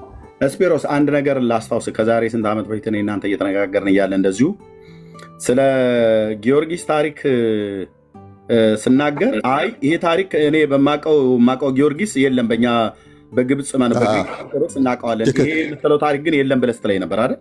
ትክክል። እንዳውም ቢኒያም ወርቁ በጣም ደስ ያለኝ ነገር አለ። ቢኒያም ወርቁ እኛ የምንቃወመው ሰውየውን ሳይሆን ይሄ ታሪክ ስለ ሰውየው የተጻፈውን ነው። ትክክለኛ ነገር ይሄ ነው። እሱ ምን ያደርግ አናቅም። ግን የኢትዮጵያ ኦርቶዶክስ ቤተክርስቲያን ስለ ጊዮርጊስ የጻፈችውን አሁን እናንተ ሀገር ጊዮርጊስ ተብሎ የሚከበረውና ስለሱ የተጻፈው በግሪክ ኦርቶዶክስ በምስራቃውያኑ ዘንድ የተጻፈው ታሪክና በኢትዮጵያ ኦርቶዶክስ የተጻፈው የተለያየ ነው። እሱን ነው እኮ እኔ ደግሞ አድመጠኝ። እኔና መሪጌታ እዚህም ያለው አስተራይም ሁሉ ጭምር አባ ፋሬስም ቆሞስ ከላይ ያሉት እዚህ ውስጥ አሁን የኢትዮጵያ ኦርቶዶክስ ቤተክርስቲያን አገልጋዮች የነበረን 4 ሰዎች አሉ። አንድ ቆሞስ አሉ፣ አንድ መሪጌታ አለ። አይ ቲንክ አስተራይ ዲያቆኒም መሪጌታ አይዶ ነው፣ ግን የቤተክርስቲያን ሰው ነው። እኛ ደግሞ ኦርቶዶክስ አደጎች ነን። በኦርቶዶክስ ነው ቤተክርስቲያን ያደግነው። ስለዚህ በኢትዮጵያ ኦርቶዶክስ ቤተክርስቲያን የምንቀድስ የምናገለግል የነበረ ሰዎች ነን። ኦኬ። ስለዚህ ቤተክርስቲያናችን ኦርቶዶክስ የጻፈችውን ታሪክ ነው ስለ ጊዮርጊስም ስለ አርሴማም ስለ ተክለ ሃይማኖትም ስለ ሌሎችም የምናውቀው። የጻፈችልን በግዕዝ አማርኛ አለ። በአብነት ትምህርት ቤት በቅኔ ትምህርት ቤት ሁሉ ሲተረክልን የነበረ ትርክት አለ። ያን ትርክት እየሰማን ያደግነው። የተጻፈውም ደግሞ በብራና የተጻፈውን በግዕዝና በአማርኛ የተጻፈውን እሱን ነው ስናነብ ያደግነው። ስለዚህ አሁን አንተ ግሪካዊ ስለሆንክ ግሪክ ሀገር ስለምትኖር የኢትዮጵያ ኦርቶዶክስ ቤተክርስቲያን ስለ ጊዮርጊስ የጻፈችው ገድለ ጊዮርጊስና አንተ በግሪክ ሀገር በምስራቃውያኑ ዘንድ የምታውቀው ጊዮርጊስ ስለ አንዱ ጊዮርጊስ ነው የሚናገረው። ታሪኩ ግን ከኢትዮጵያው ጋር አልስማማ ብሎ ሲል የተለያየ ግን ጥሩ ነገር እኮ መስራት ይችላል። አሁን ጀምራችኋል። ገድል ማንበብ ስለጀመራችሁ ጥሩ ነገር እኮ ማድረግ ትችላላችሁ። ለኢትዮጵያ ኦርቶዶክስ እነዚህ ነገሮች መስተካከል አለባቸው ይላሉ አይደል? ስለዚህ ምን ታደርጋላችሁ? ይህንን ስለምታውቁ ኦሪጂናሉን አምጥታችሁ ደግሞ ይኸው ታሪኩ ይሄ ነው። እናንተ እኮ በቃ አንዱን ታሪክ ትይዙና ይሄ ስህተት ነው። ስፒር የእናንተስ እርግጠኛ መሆኑን ማነው የግሪክ ስለሆነ ኦሪጂናል ያደረገው? የጥንት ቅጂ ነው። ስለዚህ እንደዛ ከሆነማ መጽሐፍ ቅዱስ የምን መጽሐፍ ቅዱስ እዛ ላይም ጥያቄ ይነሳል። የምን መጽሐፍ ቅዱስ ስፒሮስ? አሁን ስለ ጊዮርጊስ የጻፋችሁ ባይሆን የኦሪጂናሉንም አንብበክ እሱም ትክክል ካልሆነ አድመጣኝ። መጽሐፍ ቅዱስ ኦሪጂናሉ የለም እያላችሁ እናንተ እያሳጣችሁ፣ ገድል ግን የለም ኦሪጂናሉ የለም። እሱ ዓለም ነው። ስለዚህ የጊዮርጊስም ታሪክ ኦሪጂናሉ የለም ማለት ነው። የመጽሐፉ ላይ በኋላ ይቆየን። ስለዚህ ምን እያልኩ ነው ስፒሮስ? ይኸውልህ አሁን አንተ የምትለው ገብቶኛል። ኦኬ ጊዮርጊስም ሆነች ወይ ለምሳሌ እንደነ ማነው ሚናስ ወይ እንደነ ጣጡስ የምትባለዋ በእናንተ በምስራቃውያኑ ኦርቶዶክስ ይታወቃሉ። ሚናስ እንኳን አሁን በቅርብ በኢትዮጵያ ውስጥ እየታወቀ የመጣው ግን ከዚህ በፊትም ገድል አለው ነበረ። ሚናስ አሁን ተሳሎኒኪ የመጀመሪያው ቤተክርስቲያን በ6ኛው ክፍለ ዘመን የሚናስ ነው። ታሪኩ ይታወቃል። ልክ ነው አለ። ገድሉ ሁሉ አለኝ እኔ እጄ ላይ አሁን በቅርብ አገኘሁት። ብዙ መጽሐፍቶች ስለነበሩ የገድለ ፊቅጦርና የሚናስ አብሮ ተጽፎ አለ። ግን ልልህ የፈለግኩትኝ አሁን ማነች የጣጡስን ታውቃታለህ አንተ? ባለፈው ስናወራ አውቃታለሁ። እኛ ጋር በምስራቃውያኑ ዘንድ ትታወቃለች አልከኝ፣ ጣጡስን ማለት ነው። አየህ አሁን ስለ ጣጡስ የተጻፈ መጽሐፈ ስንክሳር ላይ እሱ ጋር ታሪክ እሱ ጋር ገድሏን አላየውም እስካሁን። ግን አሁን ስለ ጊዮርጊስ በውጭ የሚታወቁት ስለና አርሴማ ምናምን ነገር የተጻፈ በኢትዮጵያ ኦርቶዶክስ ቤተክርስቲያን ሪትን የተደረገ የተጻፈ ቤተክርስቲያኒቱ ለአገልግሎት ለጥቅም የምታውለው ገድል አለ። እሱን ሳነበው ዛሬ 2ኛ ነው 3ኛ ጊዜ ይሄ ታሪክ የተሳሳተ ነው፣ ትክክል አይደለም ኤርሚያስ ብለኛል። መጣ እኔ አይደለሁም ትክክል ያልሆንኩት ስፒሮስ፣ እኔ ሳልሆን የኢትዮጵያ ኦርቶዶክስ ቤተክርስቲያን ትክክል ያልሆነችው እኔ የኢትዮጵያ ኦርቶዶክስ እሱን እኮ እኔ እሱን አልቃወምም፣ መቼም ተቃውሜ አላውቅም በዚህ ነገር ስታነብ። ስለዚህ ኦርቶዶክስ እቺ አሮጊት እቺ እንደዚህ ስለ ያላረገችውን በስህተት ለምሳሌ ለኢየሱስ ክርስቶስ እንትናን መቅደላዊትን አግብቶ ልጅ ወልዷል ምናምን የሚለውን ወንጌል አለ። እሱን አንበ ኢየሱስ ክርስቶስን እንደመስደብ አንቀበልም። እሱን ማነው የቶማስ ወንጌል እኮ አትቀበልም። ለምን ትክክለኛ ልጨርሳ አትቀበልም? ትክክለኛ ታሪክ ስላልሆነ ትክክለኛውን ታሪክ ወደ ወንጌል ትሄድና ይኸው ስለ ኢየሱስ ክርስቶስ የተጻፈው ብለህ ታስተካክለዋለህ። እነሱ ጋር እነ ቅድስት ኤሌኒ ጋር ስትሄድ ግን ቆስጠንጢኖስ ለቤተክርስቲያን ትልቅ ነገር ያደረገ ጥፋት አለው፣ ችግር አለው፣ እንደ ሰው እንደ ንጉስም፣ ግን ለቤተክርስቲያን ትልቅ ነገር አድርጓል። ጉባኤንም እሱን የጠራው ያላረገውን ነገር እቺ አሮጊት ምናምን እያልክ እንትን ሲጀመር ከክርስትና ስድብ እንትን አይልም።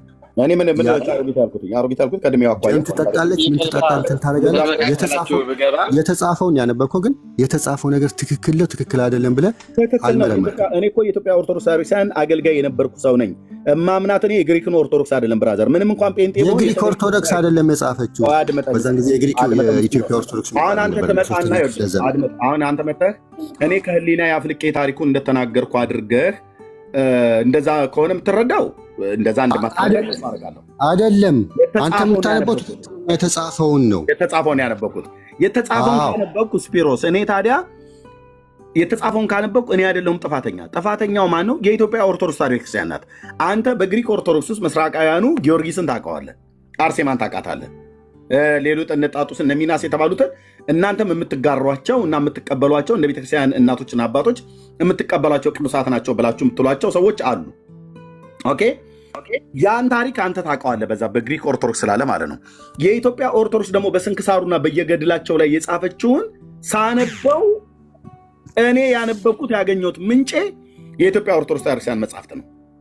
እድገቴ በኢትዮጵያ ኦርቶዶክስ ቤተክርስቲያን ያደግኩትኝ የኦርቶዶክስ ቤተክርስቲያን አገልጋይ ነበርኩ ሰው ነኝ። በአብነት ትምህርት ቤት ሲተረክልን የነበረው በመጽሐፍት ላይ የተጻፈውን ካሜራ ከፍቼ በማሳየቴ ይቅርታ፣ ግን ስለ መጽሐፍ ቅዱስ የነገሩትን የተሳሳተ መንገድ ስፒሮስ ቆይ አድመጠኝ እንደዋወጥ እዚህ እኔ መጽሐፉ ላይ የተጻፈውን ካሜራ ከፍቼ አንብቤ የተሳሳተ ታሪክ ተናግራል ብለህ ብትለኝ የታሪኩ ባለቤት እኔን አድርጋ አትወንጅለኝ። የታሪኩ ባለቤት ኦርቶዶክስ አይደለም። ከቅድም ጀምሬ አንተ የተጻፈውን ነው የምታነበው። ራይት። ለምሳሌ ወንጌል ሰበኩ ካለ ለኢትዮጵያ ኦርቶዶክስ ትክክል አይደለም ብለው ይኸው ወንጌልን ሳነብ እኮ የኢትዮጵያ ኦርቶዶክስ ትክክል እንዳልሆነች አየሁ ትላለህ አይደል? ገድላት ላይ ግን ገድላትን አንብበህ ይሄ ምንጭ ከየት ነው የመጣው ማን የጻፈው መቼ ነው የተጻፈው ብለህ ግን አታይም። ለምን እኔ ቤተክርስቲያኒቱ ናት ይሄንን ራሷን የጻፈችው? ቆይ ራሷን የጻፈችው ኦርቶዶክስ። እሺ ችግር የለም። እናንተ ይሄንን ታወጣላችሁ፣ የትክክለኛውን ደግሞ ታሪክ እለቃለሁ። ችግር የለም። ሰው ይማራል። ስፒሮስ ምን መሰለህ ችግር የለም። አይ ስፒሮስ እየሰማኸኝ ነው? እየሰማሁ። አዎ በጣም ጥሩ። አሁን ምን መሰለህ ይሄ እንዲያውም ብዙ ጊዜ ኤርሚ የሚያወጣቸው ገድላት ድርሳናት ወይ ገዳሙ ራሱ ያሳተማቸው ካልሆነ ደግሞ የኢትዮጵያ ኦርቶዶክስ ተዋሕዶ ቤተክርስቲያን ትንሣኤ ማሳተሚያ ድርጅት ወይም በትንሣኤ ዘጉባኤ ማተሚያ ቤት የታተሙትን ለታማኝነት በብዛት የሚቀርቡ እነዚህን ነው። ለምንድን ነው? የታመነባቸው መጻሕፍት ናቸው። ትንሣኤ ዘጉባኤ ማተሚያ ቤት የቤተ ክርስቲያኒቱ ሀብት ነው። ትንሣኤ ማሳተሚያ ድርጅት ደግሞ ያው ሊቃውንቱ ያሉበት መጻሕፍትን የሚመረምሩ የተመረጡ ሊቃውንቱ ያሉበት ትንሣኤ ማሳተሚያ ድርጅት። የት ይታተማሉ? በትንሣኤ ማሳተሚያ ድርጅት የሚመረመሩ መጻሕፍት የት ይታተማሉ? ትንሣኤ ዘጉባኤ ማተሚያ ቤት። ገዳማት እንደዚህ ስለሆነ ቆየኝ አንድ ጊዜ ብቻ አይደለም። ቤተ ክርስቲያኒቱ ማናተመው አይደለም። እነዚህ ታሪክ እኮ እዚህም ታትመዋል። ይሄ ታሪክ የመጣው በዚህ ክፍለ ዘመን ነው። ትክክለኛ ኦሪጂናሉ ላይ የለም ተብሎ ሰው እንዲያውቅ ብቻ ይቀመጣል። ትክክለኛ ታሪክ ተደርጎ አይደለም። እነዚህ ታሪኮች ከውጭ ነው የመጡት። ኢትዮጵያ ፈጥራ ጽፋ አይደለም፣ ከውጭ ነው የመጡት። ግን ወደ ኢትዮጵያ ሲመጡ አባቶች በህልና በቃ እውነት መስሏቸው ተቀብለው ይሆናሉ። እዚህ ግን በደንብ አጥንተው ያው መሳሪያውን ብሩም ስላላቸው ይሄ ታሪክ እንደዚህ ነው። እንደውም በፊት ቀደም ኤርሚ አንስቶ ነበር ስለ ጊዮርጊስ ሲያነሱ እሱና ቢኒ ሄጃዩ በ6ኛ ክፍለ ዘመን አንድ አባት ምን አለ? ቅዱስ ጊዮርጊስ እውነት ለኢየሱስ ክርስቶስ መስክሮ እንደሞተ አውቃለሁ። ከዛ በኋላ ግን ምን እንዳደረገ እግዚአብሔር ብቻ ነው የሚያውቀው አለ። ለምን? ብዙ ነገር እንደዚህ ያደረገ ብሎ ስለተጻፈ። እነዚህ ነገር የሚያጠኑ ሰዎች ይመጡና ይሄ መቼ ነው የተጻፈው እንደዚህ ብለው ልክ መጽሐፍ ቅዱስን ከሌሎቹ እንትን እንደሚሉት ይሄንን ስራ በገድሉታል። ለምሳሌ ቆይ ስፒሮስ፣ አሁን እንደዚህ በእናንተ ታሪክ ውስጥ ጊዮርጊስ 70ውን ነገስታት ተዋግቶ እንደገደላቸው ታውቃለህ አይደል? የለም እንደዚህ አይነት ታሪክ የለም። እሱ ወታደር ነበረ። የኢትዮጵያ ኦርቶዶክስ ግን 70ውን ነገስታት ደምስሶ አጥፍቷቸዋል ብላ ትላለች እኮ። እሱን ነው እኮ ምልክ። አሁን እንደዛ ከተጻፈ ወደ ኢትዮጵያ የገባው ታሪክ ይሄ ስለሆነ ወደ ውጭ ያለው እስቲ ምንድን ነው? ሁለቱን አስተያየተ እንደዚህ አይነት ታሪክ የለም። ይሄ ነው ታሪክ። ወደዛ መሄድ አይጠበቅም። ያለነው ኢትዮጵያ ውስጥ ነው። ለመቃወም ብቻ ከሆነ ቀጥሉበት። ሰውን ለማስተማር ከሆነ ግን ስፒሮስ አይደለማ። የውጭ መጽሐፍት አይደሉም ኢትዮጵያ ውስጥ የገቡ። ኢትዮጵያ ውስጥ ያሉ የኢትዮጵያ ኦርቶዶክስ ተዋሕዶ ቤተክርስቲያን መጽሐፍቶቼ ናቸው። ጊዮርጊስ ኢትዮጵያዊ አይደለም፣ ይቅርታ ቤተክርስቲያኒቱ ገድላቱ በቤተክርስቲያኗ እየተነበቡ አምና የተቀበለችውን ገድል ትተን እንዴ ወደ ሌላ አንሮጥም። ችግሩ ያንተ ምን መሰለ? አንተ ይሄንን ለማስተካከል አይደለ እንዴ ሰዎች ያን የሚሰሙት ይሄንን ሲሰሙ ነው ይሄ ትክክል አይደለም ብለው ጫናም ይፈጥራሉ። ማን ነው የሚያስተካክለው? ቤተክርስቲያኗ አታስተካክል። እዚህ የሚሰሙት ሰዎች ግን ኦኬ ትክክለኛው ታሪክ ለምን ጊዮርጊስም ስትቃወሙ ጊዮርጊስ ነበረ ካቶሊክ ትራንም አይቀበሉ ግን መጨረሻ ለእሱ የተጻፈው ታሪክ ግን ካቶሊክ እንደዚህ ትላለች፣ ኢስተር ኦርቶዶክስ እንደዚህ ትላለች። ቤተክርስቲያን ሳትለይ በፊት የነበረ አባት ቅዱስ ስለሆነ እንደዚህ ይላል። ይህንን ከየት አመጣችሁት ብላችሁ እንትን ስትሉ ሰው ጭንቅላቱ ላይ የሚቀረው ኦኬ እዚህ ጋር ያለው ትክክል ታሪክ አይደለም መፈለግ ይጀምራል። የዛኔ ትረዱታላችሁ። ቅዱስ ጊዮርጊስ ተሳስቷል፣ እንደዚህ አድርጓል፣ የንጉሥ ሚስት ካላችሁ ግን ይህን አትረዱ።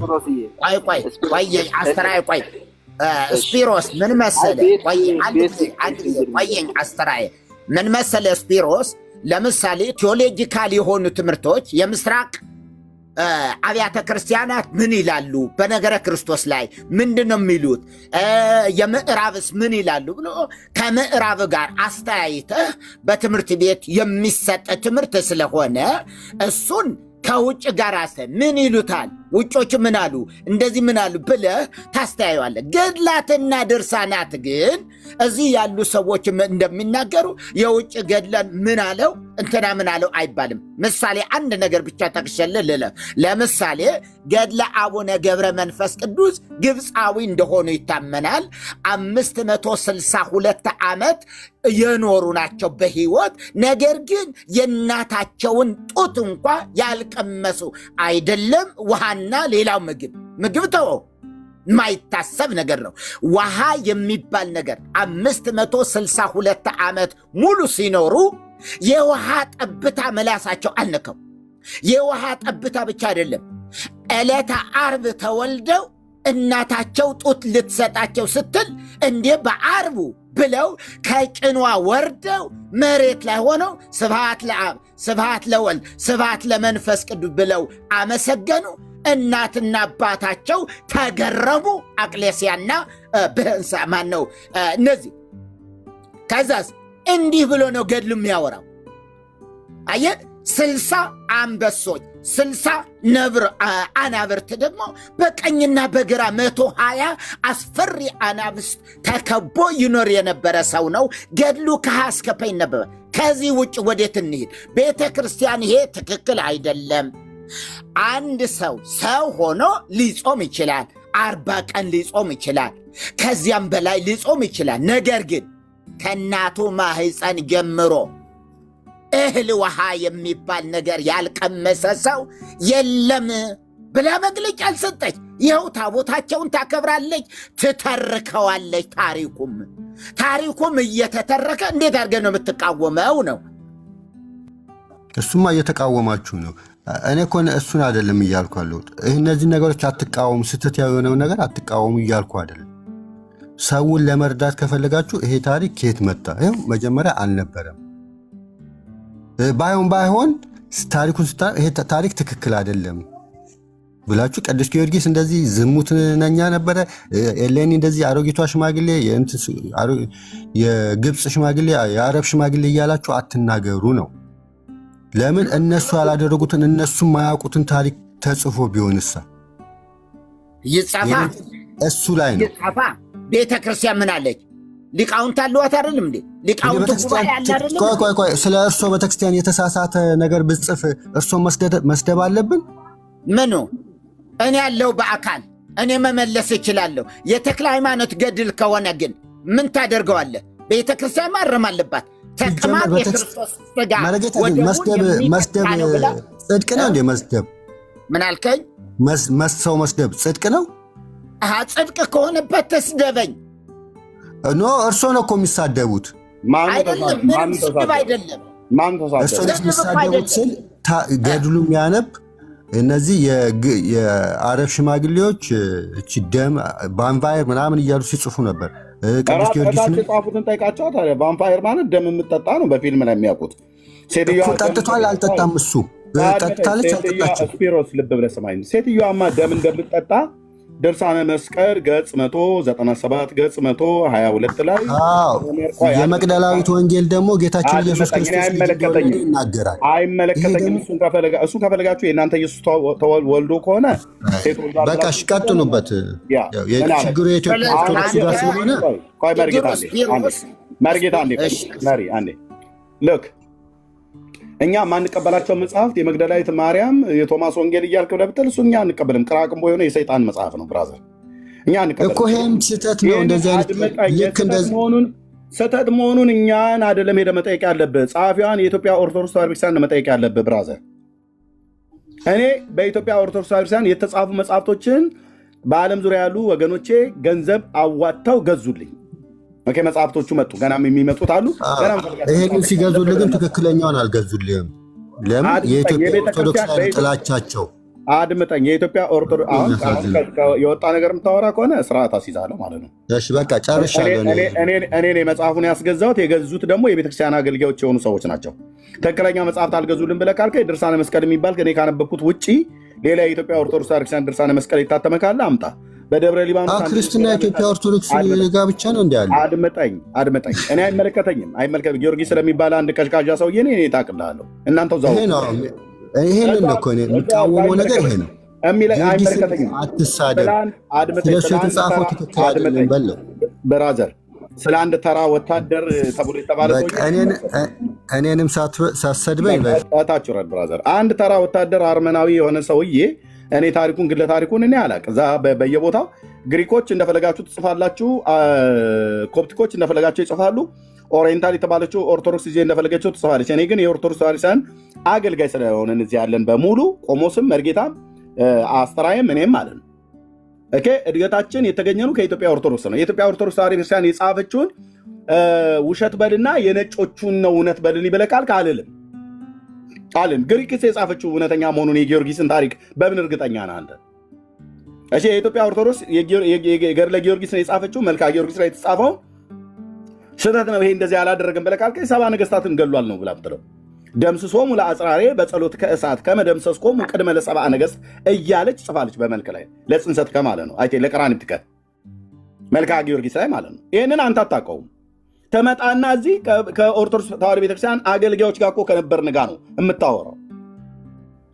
ስለዚህ ይህንን ተጠያቂ ከሆነች የኢትዮጵያ ኦርቶዶክስ ናት ተጠያቂ የምትሆነው። ንግስት እሌኒ የሰው ደም ትጠጣ ነበር። ይኸው መጽሐፋቸው ነው የሚናገረው። እችን ሴትዮ እናቴ ብዬ ነው አልጠራትም። ኦኬ፣ የጌታን ደም በስቁረቱ በቀዳዳው ውስጥ የገባውን አገኘች።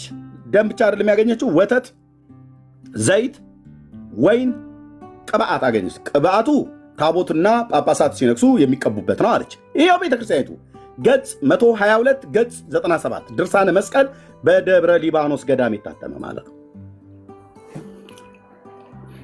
የታተመ ማለት ነው። እዚህ ቤት ሰዎች እስኪ ነስራቸው ድረስ ነው እውነት የሚነገራቸው፣ እስኪ ነስራቸው ድረስ። እዚህ ቤት ከመግባታችሁ በፊት ደጋግማችሁ አስቡ፣ ቆም ብላችሁ።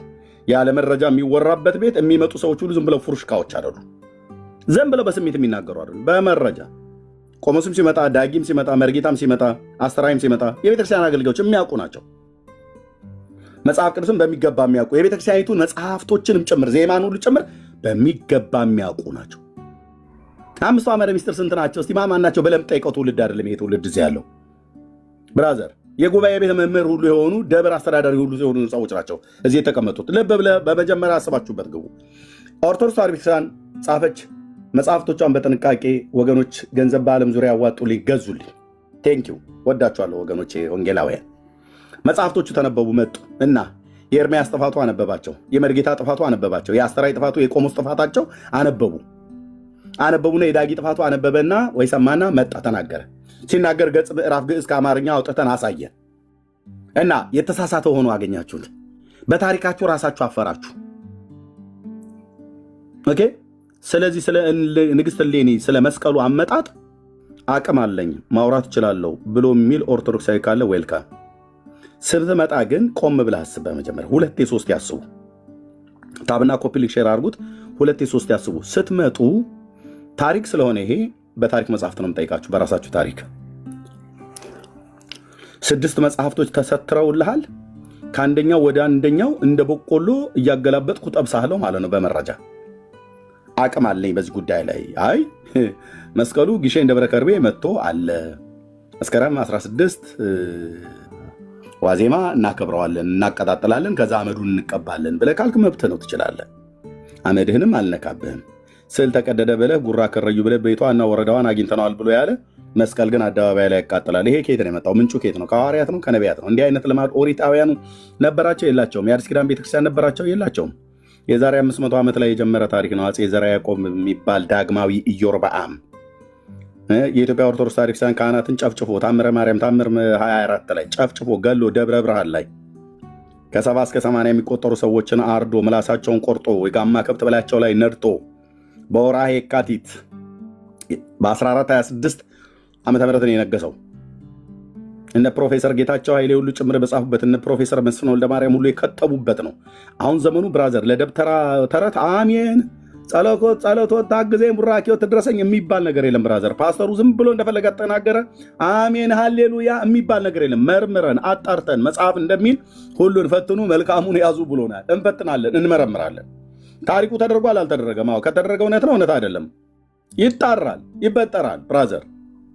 ማጭበርበር ማምታታት የሚባል ነገር የለም። ዓለም እያየ አፈር ደቼ እናስግጥልሃለን ተረትን አደባባይ ላይ በመረጃ ዝም ብሎ በጉራ አይደለም፣ በቀረርቶ አይደለም፣ በመረጃ ያጣ ለማይ ተሳድቦ ሄዳል እንዲሉ እየተሳደቡ የሚሄዱትን እያየን ነው። በእውቀት ግን ከሆነ ቆም ብለህ አስብበት። እዚህ ቤት ከመግባት በፊት ወንድሞቼ ሲያወሩ ቆም ብለህ አስብ ብራዘር። የምናገረው ነገር የምናቅ ሰዎች ነን። ለምንናገረው ነገር አስረጂ የሆነ ታሪክ ከመጽሐፍት ድርሳናት፣ ገድላት፣ ታምራት መጽሐፍ ቅዱስም ቢሆን ቁጭ ነው የምናደርገው። ቁጭ ያው ያል ማለት ነው። ንግስቲቱ ደም እንደምትጠጣ ድርሳነ መስቀል የሚባል መጽሐፍ ነው የሚናገረው። ደም ጠጭ ነበር። ታዲያ ከታች ያሉ ኮሜንታተሮች ቫምፓየር ናት ብለው ቢሉ ይደስባቸው እንዴ? ይኸው ደብረ ሊባኖስ አንድነት ገዳም የታተመ መጽሐፍ ነው የሚናገረው። ደም እንደምትጠጣ ገጽ 122 ይህንን ተናግሬ ለአስተራይ ልስታው። ሶሪ ወንድምነት ብዙ ስላስጠበቅኩ ከዛ በፊት እኔ ነው የምናገረኝ። እሱ ነው የሚቀጥለው። ከዛ ትቀጥያለሽ። ኦኬ ምን ይላል? ያው በዚያንም ጊዜ ይላል። ክፍሉ በጣም ሰፊ ነው። እኔ ሙሉን አንብቤያለሁ፣ ቅድም ሳነብ ነበር። ከዚያንም ጊዜ ወዲህ ንግሥት እሌኒ እዚህ እንደዚህ ይላል። ቆይ ካህናቱም ንግሥት እሌኒ እንዳዘዘቻቸው ይህን የከበረ ዕፀ መስቀል ከሁለት ይከፍሉት ዘንድ በመጋዝ መንቁራጥ ጀመሩ። የተገኘውን ግማደ መስቀሉ ማለት ነው። ካህናቱም በአዲስ መጋዝ ይመግዙት ዘንድ ሲጀምሩ ያን ጊዜ ከውስጡ እንደ ውሃ ምንጭ እንደ ውሃ ምንጭ ደም ጎረፈ፣ በበታች በተነጠፉት የከበሩ ልብሶች ላይ ወረደ።